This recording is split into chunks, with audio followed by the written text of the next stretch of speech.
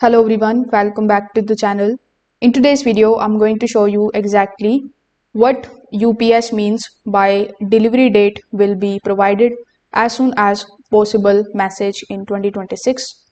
Now this message means UPS can't currently estimate your delivery date. Your package is still in the system, but something is delaying normal tracking updates.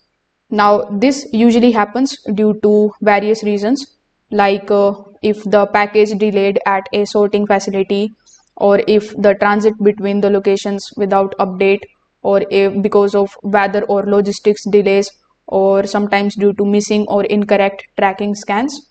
So your package is not lost, it's just temporary delayed. Now, you will see this particular message after a missed scan during long distance shipping or when the package is being rerouted. So it's very common during the peak delivery times. So when you see this type of message, you just have to do nothing but to just wait for at least 24 to 48 hours.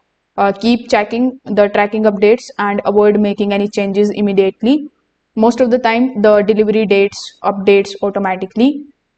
If the status doesn't change after 2 to 3 days, you can just simply contact to the UPS customer support team, or you can basically check with the sender.